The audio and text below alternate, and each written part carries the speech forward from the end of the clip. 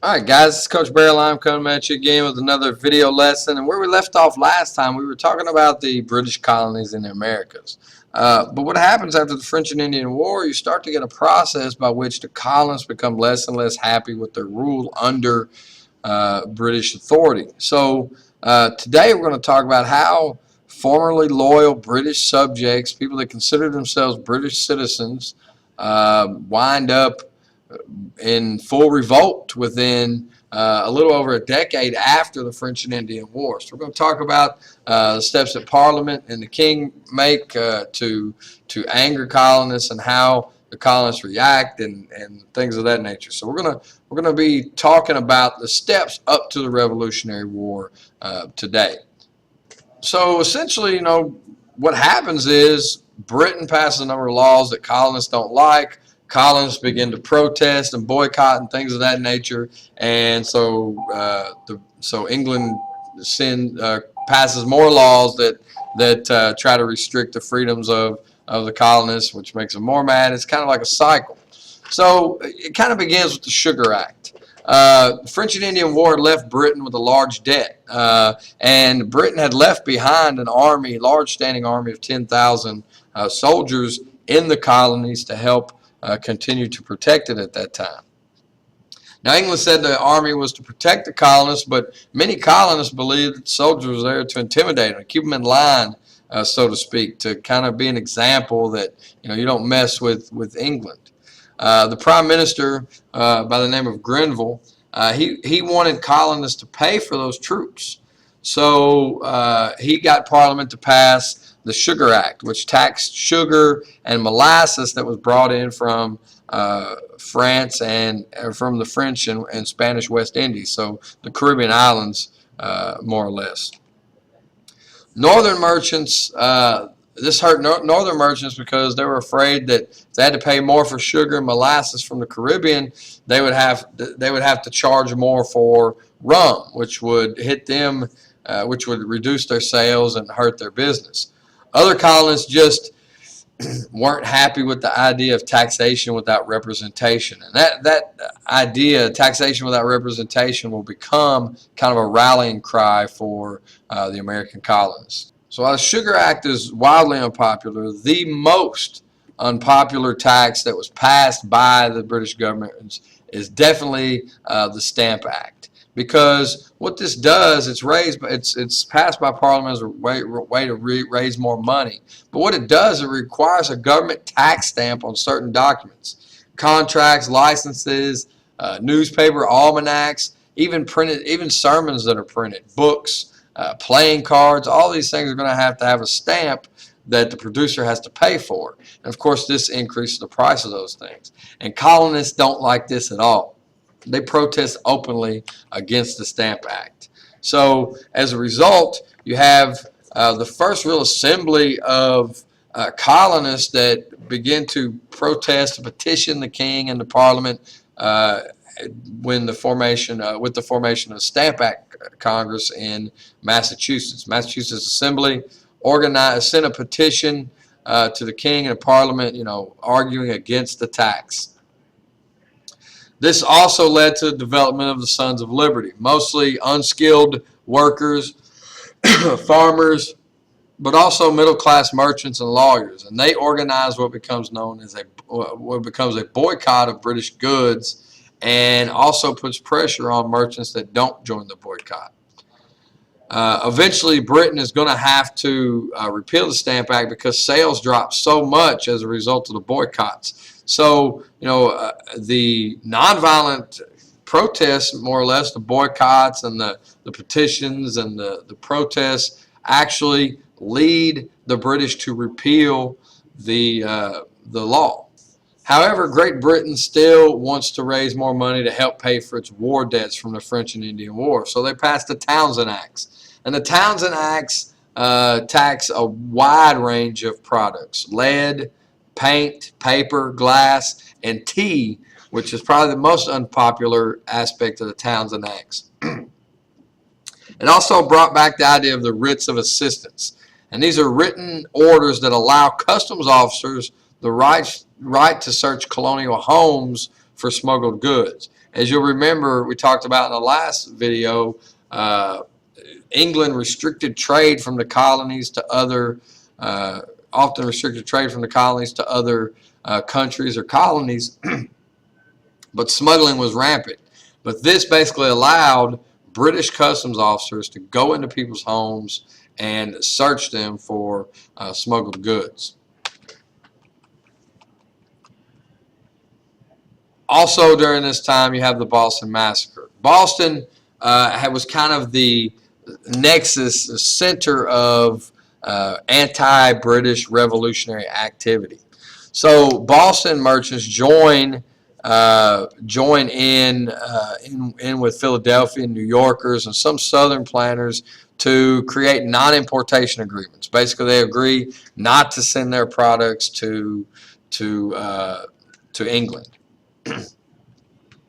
And this puts pressure again on the English Parliament. Many of the Townshend Acts were repealed in 1770. However, the tea tax remained. So in Boston, tensions are already high. You have a crowd gather around a patrol of British soldiers one evening, and they begin throwing snowballs at the British British patrol, and basically the snowballs lead to, there's also rocks and things of that nature thrown. Eventually, the British soldiers that arrive on the scene try to calm the crowd down. They're unable to, and they wind up firing into the crowd, killing 5 colonists. Samuel Adams, who was leader of the Sons of Liberty, introduces this idea of the committees of correspondence to spread the news of British injustices from colony to colony. And it's going to really push this idea of the Boston Massacre that we know today. So the response, is swift, and it's loud, and people are very angry about this activity. So the boycotts, because nobody was buying British tea, even though it was still cheaper than the other tea they could get, still very few people were buying British tea. So as a result, there was all this tea left over, and there was ship with millions of pounds of unsold tea sitting in Boston Harbor, and they were trying to sell directly to the colonists. So in December 1773, this tea's sitting in the harbor in Boston Harbor, and roughly 70 colonists disguised as Indians board the ship and dump the tea into the Boston Harbor. Of course, this is known as the Boston Tea Party. Parliament and the King, in reaction to the Tea Party, passed the Coercive Acts to punish the colonists for their rebellious. The colonists called these the Intolerable Acts, and it closed the port of Boston, gave the royal governor of Massachusetts more authority, and imposed more rules for the quartering of soldiers. It also sent more troops into Boston, which was wildly unpopular. They also passed the Quebec Act, which expanded the province of Quebec southward to the Ohio River and west all the way to Mississippi. The Roman Catholic Church was legal there, and many American colonists thought that act would limit their chances to expand onto the western frontier. So in reaction to the Intolerable Acts and the Quebec Act, First Continental Congress is called in September 1774. And basically, this is the first real united organization of all the colonies. So it does unite the colonies as Americans. And all delegates agree that Parliament was exerting too much control. So they issued a Declaration of Rights protesting against Great Britain's actions. They agreed not to import or use British goods, so it was a complete embargo and boycott. They agreed to stop exports to Britain. And they formed a small force of Minutemen, or colonial soldiers who could be ready on short notice to defend against a possible British attack. And very quickly, that's going to result in armed conflict. So at Lexington and Concord is where you have the first battle, really, of what will become known as the Revolutionary War. So in Massachusetts, they were drilling on the village commons, stockpiling gunpowder and weapons, getting ready for what they thought was going to be an invasion from the British. The British general in charge of military forces there knew that the militias were preparing for a conflict, so he was ordered by the king to arrest colonial leaders, specifically Samuel Adams and John Hancock and other leaders of the Sons of Liberty, and also to capture the colonists' gunpowder, therefore taking their ability to fight.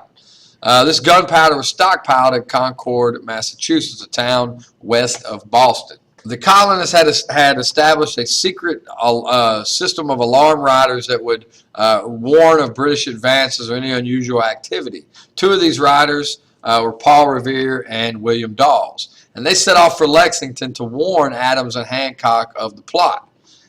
After they warned Adams and Hancock and those two were safe, they headed to Concord, where Samuel Prescott, another armed alarm rider, met them on the road. At that point, they were surrounded, and the British attempted to arrest the three. But Prescott and Dawes escaped. Revere, however, was captured. When they heard the militia guns, they let Revere go, but without his horse. So, the story we hear about the midnight ride of Paul Revere is actually not true. It should be the midnight ride of Samuel Prescott and William Dawes. But, because of the famous poem, we remember Revere more so. All right, so Battle of Lexington and Concord, about 700 armed British soldiers got to Lexington, and there were 70 Minutemen there to try to stop or slow them down. The British captain ordered the Minutemen to leave. They didn't, and the militia charged. That's where you have the famous shot heard around the world, although historians are not really clear on whether the shot was fired by the English or by the Americans. Anyway, Minutemen fled, broke ranks, and the British marched on to Concord. However, when they got to Concord, they were met by hundreds of Minutemen. So the action in Lexington was to slow down the British enough for the Concord contingent to be able to form up and get ready. Gunfire was exchanged. The British broke and retreated toward Boston, and along the way, the militia was firing at them from covered positions, behind rocks and trees and things of that nature. At the end of the day, British casualties far outnumbered colonial ones. So, this is the start of what will become known as the Revolutionary War. So, during this process of warfare and the back and forth, you're going to have a lot of hard times coming up for the colonies, and the British began to pour more and more troops in. So we're going to talk about the way the war progresses later on or next time, and we're also going to be talking about the Declaration of Independence, which is an important step, really not just politically, but in the war effort as well. So we'll talk about that when we get back. See you. Bye.